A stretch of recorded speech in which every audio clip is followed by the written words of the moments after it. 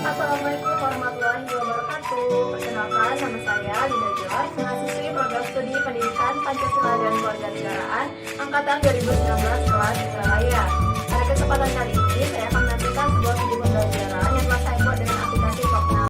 Pembuatan video pembelajaran ini ditujukan untuk memenuhi tugas mata kuliah Perencanaan Pembelajaran dengan dosen pengampu Bapak Kurnisar, Sarjana Pendidikan Magister Hukum, dan Ibu Mariani, Sarjana Pendidikan Magister Pendidikan.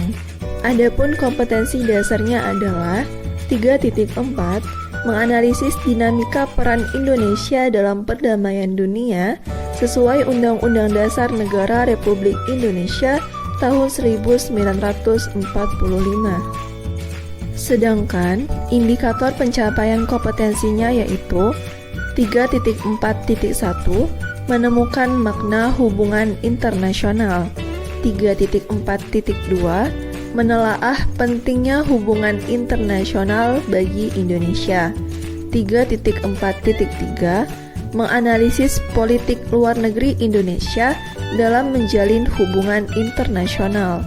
3.4.4, menganalisis dinamika peran Indonesia dalam perdamaian dunia sesuai Undang-Undang Dasar tahun 1945. Assalamualaikum anak-anak, kembali lagi dengan Ibu Linda di mata pelajaran PPKN.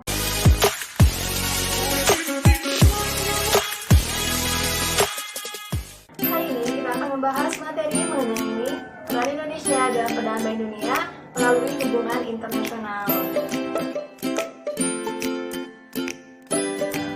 Yang pertama mengenai makna hubungan internasional. Ibu yakin pasti ada di antara kalian yang sudah mendengar tentang istilah hubungan internasional ya, baik melalui TV, radio, berita, dan sebagainya. Tapi apa sih hubungan internasional itu? Ya, jadi hubungan internasional secara umum dapat diartikan sebagai hubungan yang bersifat global, atau dapat dikatakan hubungan internasional adalah hubungan yang melintasi batas-batas negara. Yang kedua yaitu mengenai pentingnya hubungan internasional bagi Indonesia. Tapi sebelum itu ibu mau tanya nih, kira-kira ada yang tahu nggak ya kenapa sih Indonesia harus melakukan hubungan internasional? Ya, tepat sekali. Jadi secara umum ada dua faktor yang mempengaruhi kenapa Indonesia harus melakukan hubungan internasional. Yang pertama yaitu faktor internal. Faktor internal ini adalah adanya kekhawatiran akan keberlangsungan hidup. Jadi Indonesia harus melakukan hubungan internasional dan tanpa menjamin keberlangsungan hidup seluruh rakyatnya. Yang kedua yaitu faktor eksternal. Seperti yang kita ketahui bahwasanya tidak ada satupun negara di dunia ini autarki. Dengan artian suatu negara harus melakukan hubungan internasional dengan negara lain agar dapat memenuhi kebutuhan hidup seluruh rakyatnya. Oleh sebab itu Indonesia harus melakukan hubungan internasional agar dapat memenuhi kebutuhan hidup seluruh rakyat Indonesia. Yang ketiga yaitu mengenai politik luar negeri Indonesia. Nah, ibu mau tanya lagi nih, kira-kira adakah di antara kalian yang tahu politik luar negeri apa sih yang digunakan oleh Indonesia? Ya, benar sekali. Jadi, negara Indonesia menggunakan politik luar negeri bebas aktif.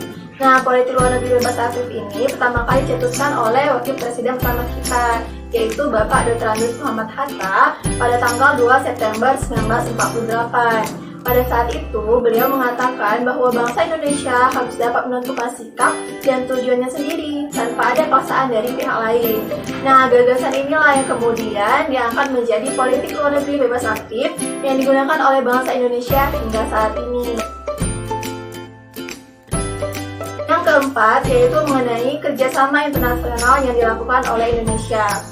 Lalu, apa saja ya kerjasama internasional yang pernah dilakukan oleh Indonesia? Yang pertama, Indonesia pernah menjadi anggota PBB yang ke-60 pada tahun 1950. Tapi, Indonesia sempat keluar pada tahun 1965 sebagai bentuk protes atas diterimanya Malaysia sebagai anggota tidak tetap Dewan Keamanan PBB.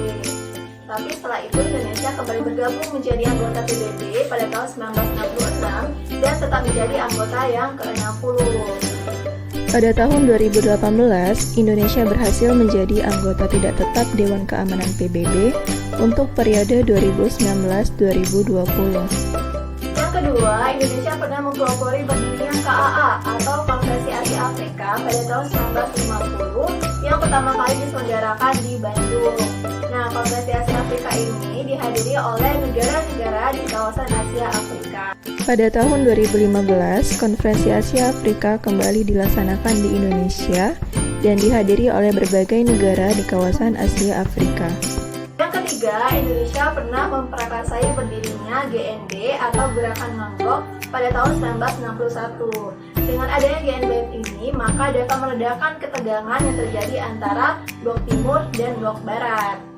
Pada tahun 2020, GNB dilakukan secara virtual karena adanya pandemi COVID-19 yang terjadi di berbagai negara. Yang keempat, Indonesia pernah menjadi pemrakarsa berdirinya ASEAN atau Association of Southeast Asian Nations pada tahun 1967, di mana ASEAN ini terdiri atas negara-negara di kawasan Asia Tenggara.